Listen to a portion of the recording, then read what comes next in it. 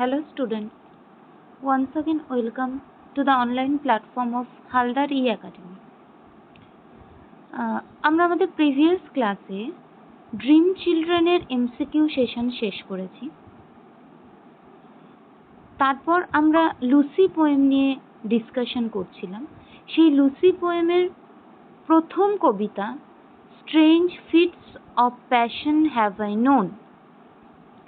আজ আমরা এই পার্টিকুলার পোয়েমটার থেকে ইম্পর্ট্যান্ট এমসিকিউ এর সেশন শুরু করছি। একদম ইন ডিটেলড আলোচনার সাথে important question in MCQ forms আমরা দেখব strange fits of passion have I known থেকে। তো শুরু করা যাক। আজকের প্রথম প্রশ্ন, what is the most common form of rhyme scheme in the poem strange fits of passion have I known?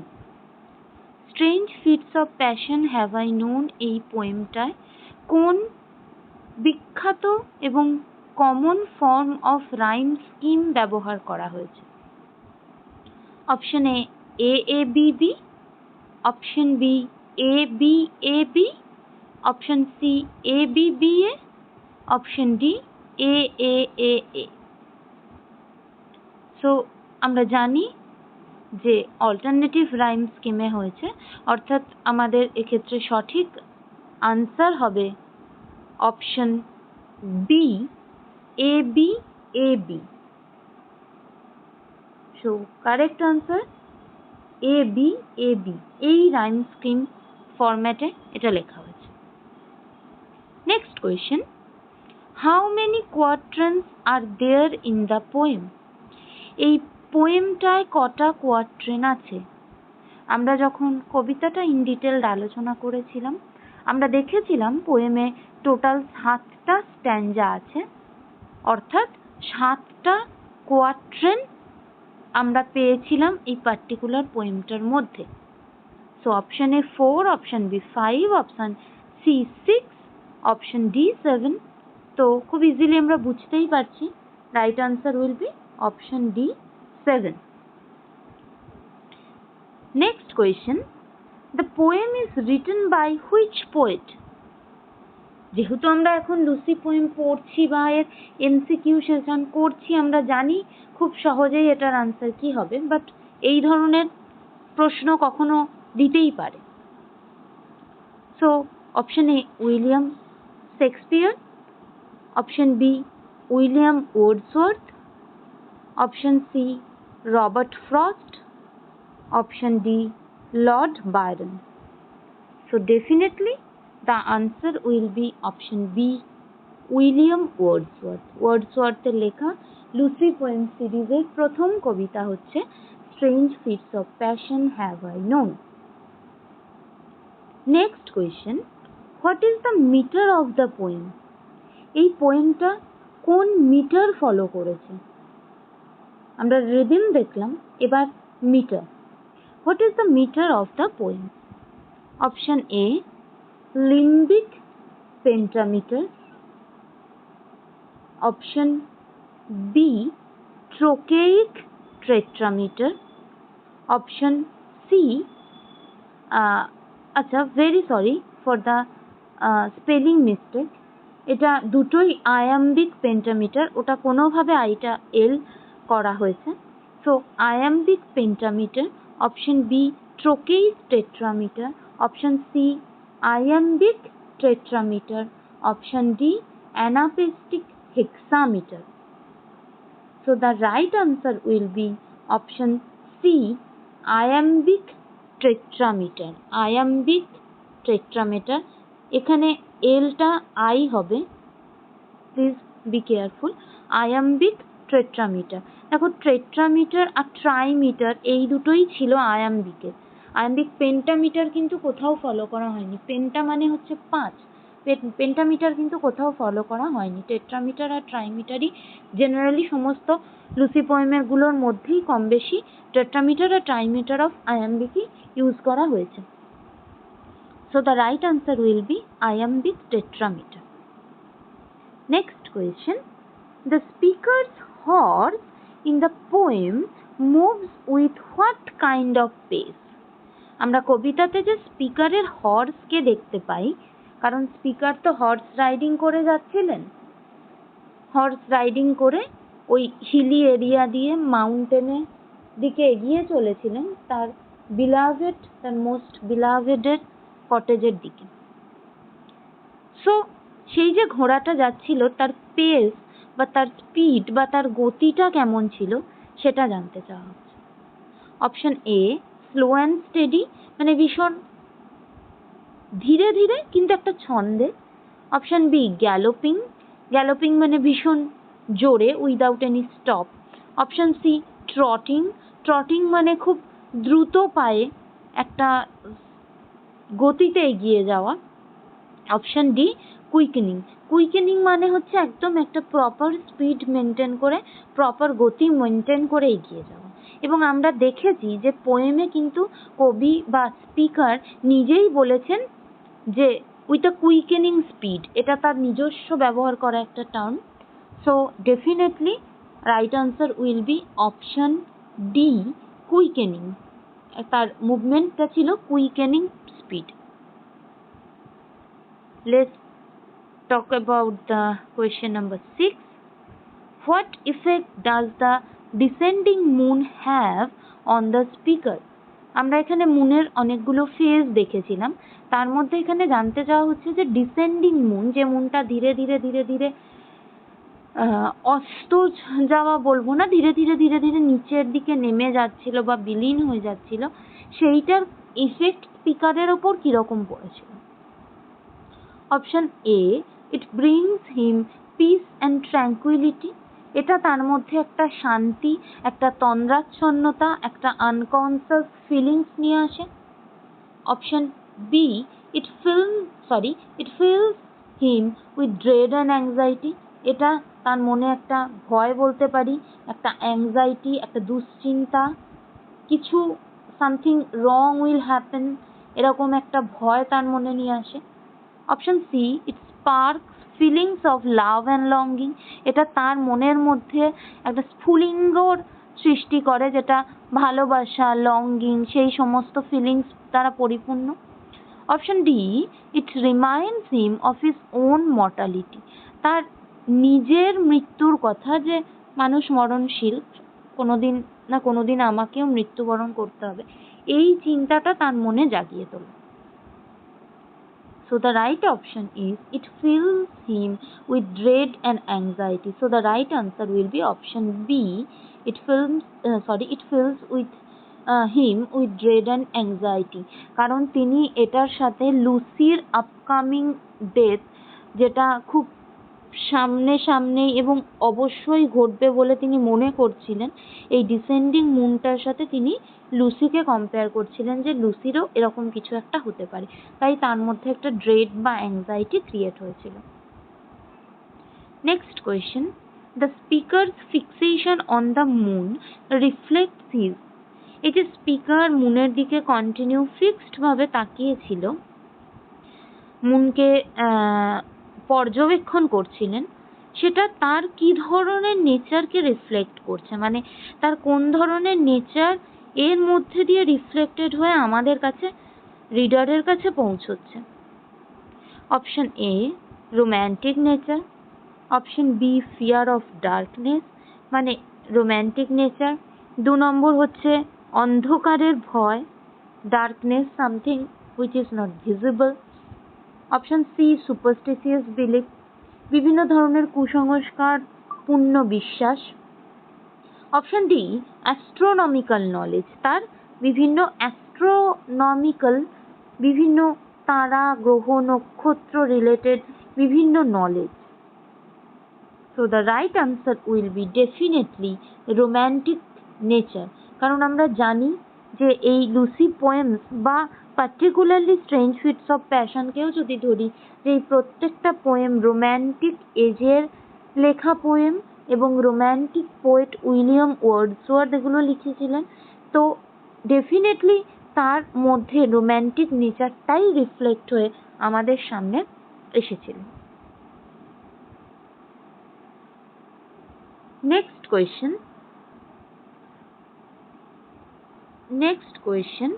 And now we reached the orchard plot. আমরা এতক্ষণে ততক্ষণে অর্চার্ড প্লটের কাছে পৌঁছে গিয়েছিলাম। এই যে উই বলতে উই বলতে এখানে স্পিকার কাকে কাকে বলছেন? উই মানে কারা কারা? পোয়েট অ্যান্ড দ্য মুন অপশনে, যে পোয়েট এবং সেই মুনটা যেখানে তার দৃষ্টিটা ফিক্সড হয়েছিল। Option B poet and the horse, poet এবং তার সেই ঘোড়াটা যেটা করে তিনি যাচ্ছিলেন, হর্স রাইডিং করছিলেন। Option C poet and Lucy, তিনি নিজে, পোয়েট স্পিকার নিজে এবং তার বিলাভেড লুসি, যাদের নিয়ে মেন কবিতাটা, তারা দুজন। Option D none of them. So we reached the orchard plot. Beloved Lucy তো ছিল সেই হিলি এরিয়ার ওপরের কটেজে, তাহলে কখনোই লুসি হওয়া পসিবল নয়। রাদার পোয়েট যাকে সাথে নিয়ে লুসির কটেজের দিকে এগিয়ে চলেছিলেন, poet and the horse. Option B poet and the horse will be right option. Next question. The poem's structure and rhythm contribute to its overall. এই যে পোয়েমটার যে স্ট্রাকচার, পোয়েমটার যে রিদমিক প্যাটার্ন, এইটা টোটাল পোয়েমটার উপর কি ইমপ্রেশন ফেলেছে বা পোয়েমটাতে কি কন্ট্রিবিউশন আছে? Option A playfulness and honour.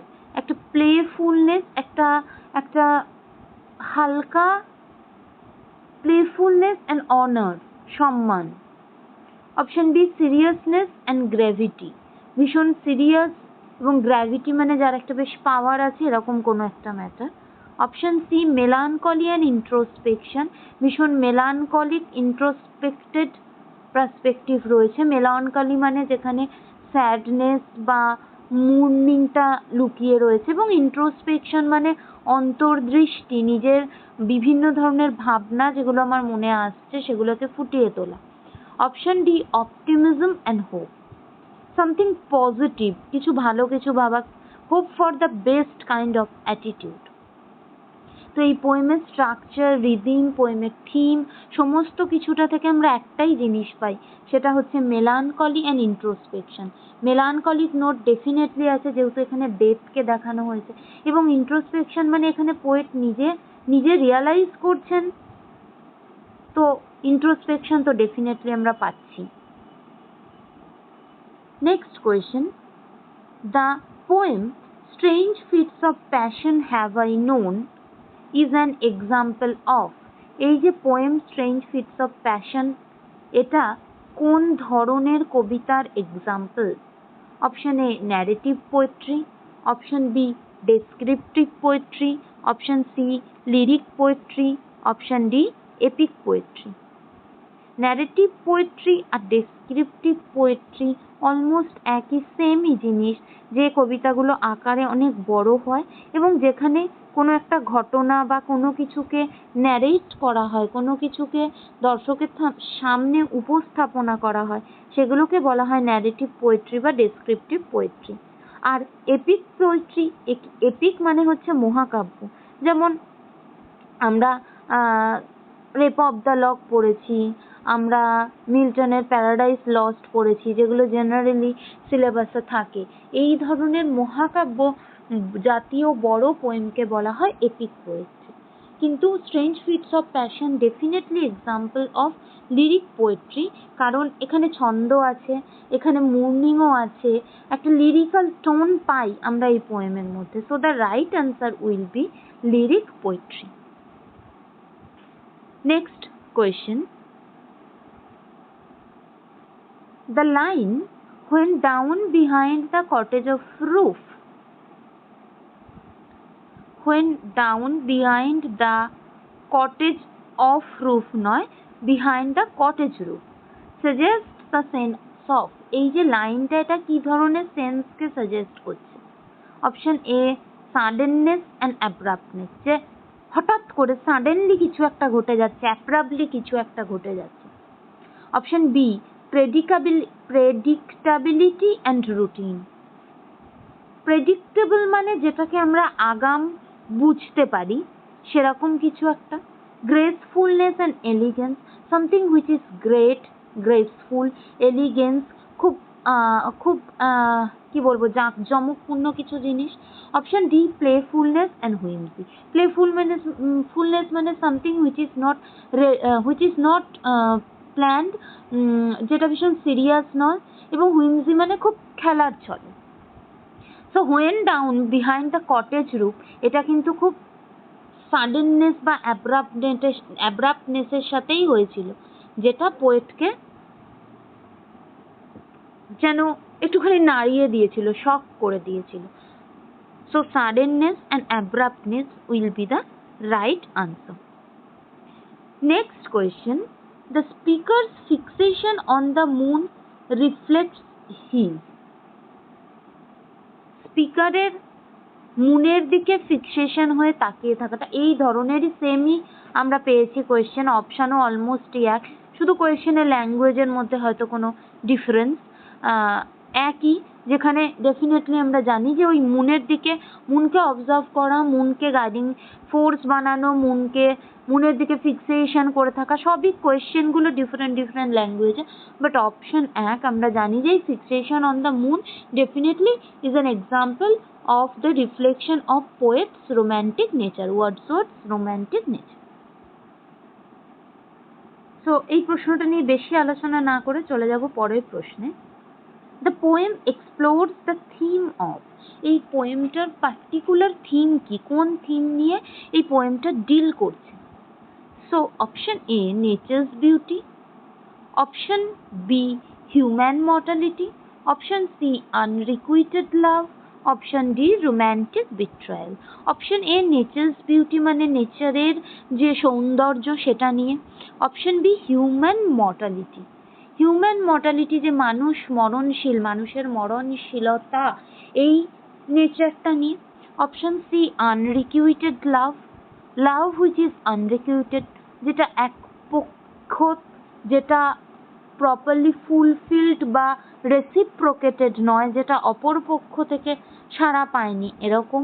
Option D, romantic betrayal, একটা রোম্যান্টিসিজমের কোথাও বিট্রেয়াল।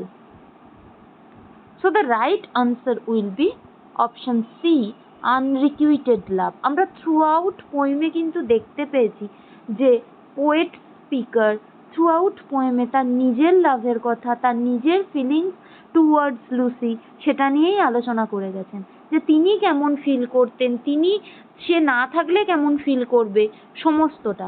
তাই এটা এক ধরনের unrequited love.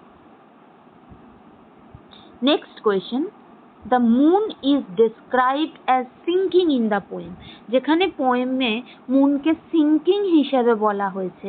What does this suggest, সেটার সাজেশন কি, সেটা কি রিফ্লেক্ট করার চেষ্টা করছে? The moon is disappearing, option A, যে মুনটা আস্তে আস্তে ডিসঅ্যাপিয়ার করে যাচ্ছে বা মিলিয়ে যাচ্ছে।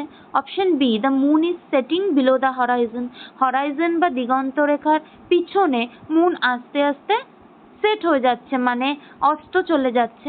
Option C, the moon is descending towards the earth, আর্থের দিকে মুন ধীরে ধীরে ডিসেন্ড করে যাচ্ছে। Option D, the moon is losing it brightness, moon আছে কিন্তু সে তার ব্রাইটনেসটাকে লুজ করছে।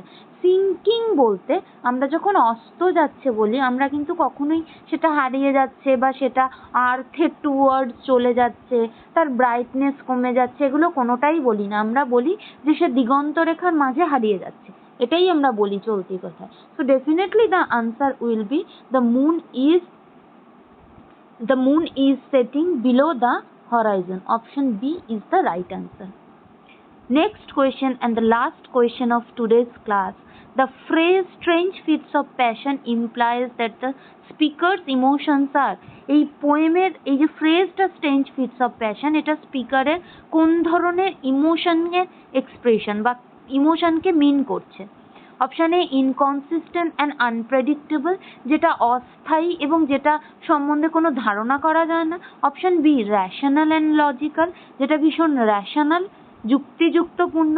Option C controlled and measure, যেটা খুব কন্ট্রোলড এবং যেটা খুব মেজারেবল, যেটাকে মাপা যাচ্ছে, কন্ট্রোল। ডি কনস্ট্যান্ট অ্যান্ড এন্ডিউরিং, যেটা খুব কনস্ট্যান্ট এবং এন্ডিউরিং, ভীষণ ধৈর্যশীলতা যুক্ত। So definitely the right answer will be inconsistent and unpredictable, কারণ তার সমস্ত ইমোশনই খুব ইনকনসিস্টেন্ট ছিল এবং আনপ্রেডিক্টেবল। আমরা প্রথম থেকে বুঝতেই পারছি না কি হতে পারে বা কি হতে পারে না, এবং সেটা খুব ইনকনসিস্টেন্ট। তার মুড, তার এক্সপ্রেশন, তার ইমোশন খুব তাড়াতাড়ি সাফল করছিল, শিফট করছিল, চেঞ্জ হচ্ছিল। So that's all for today's class. Next ক্লাসে আবারও আসছি এরকম বেশ কিছু ইম্পর্ট্যান্ট এমসিকিউ নিয়ে। Just stay tuned for that. Thank you very much for being with me. Thank you. See you in the next class.